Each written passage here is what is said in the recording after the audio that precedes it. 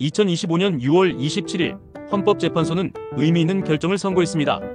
바로 2회 이상 음주운전을 한 사람에게 2년간 운전면허를 다시 받을 수 없도록 한 도로교통법 조항이 헌법에 위반되지 않는다는 결정입니다.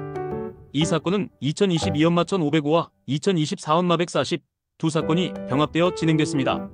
청구인들은 각각 과거에 2번 이상 음주운전을 한 전력이 있었고 또다시 음주운전을 하여 면허가 취소되었습니다. 문제는 도로교통법 제82조 제2항 제6호 과목이었습니다. 이 조항은 2회 이상 음주운전을 한 경우 면허가 취소되고 그로부터 2년간 면허를 다시 받을 수 없다고 규정하고 있습니다. 청구인들은 말했습니다. 과거 음주운전과 지금 사이에 10년도 넘게 지났는데 단순히 횟수만으로 무조건 면허를 막는 건 너무 가혹하다. 또 위반의 정도나 상황이 다 다르다. 모두에게 똑같이 2년 결격기간을 적용하는 건 평등권 침해다. 라고 주장했습니다.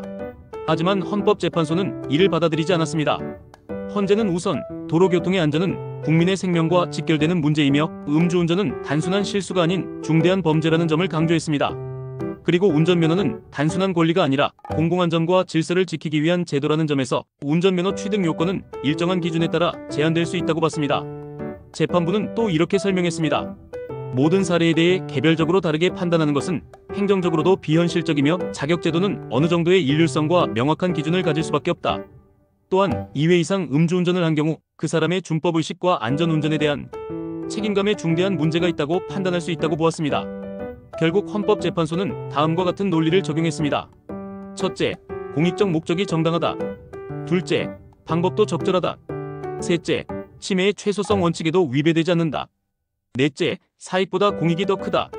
특히 헌재는 기소유예나 선고유예 등 예외 조항이 함께 있다는 점도 언급하며 모든 상황이 전혀 반영되지 않는 것은 아니다라고 판단했습니다. 결국 재판부는 만장일치로 결격 조항은 과잉금지 원칙에 위배되지 않는다고 보았고 청구인들의 기본권이 침해되지 않았다고 보았습니다. 그 결과 심판 대상 조항은 헌법에 위반되지 않으며 청구인들의 심판 청구는 모두 기각되었습니다. 이 판례는 음주운전 반복 행위에 대한 강력한 경고의 의미를 담고 있으며 공공안전을 위한 입법의 정당성과 헌법적 정합성을 동시에 인정한 사례로 평가됩니다.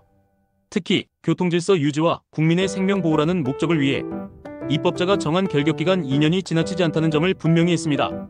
다시 말해 음주운전은 누구에게나 위험한 결과를 가져올 수 있기 때문에 제도적 제약이 오히려 사회를 더 안전하게 만든다는 헌법재판소의 판단입니다. 이상 2025년 6월 27일 선고된 도로교통법상 음주운전 면허 결격 조항 관련 결정이었습니다. 구독, 좋아요는 영상 제작에 큰 힘이 됩니다.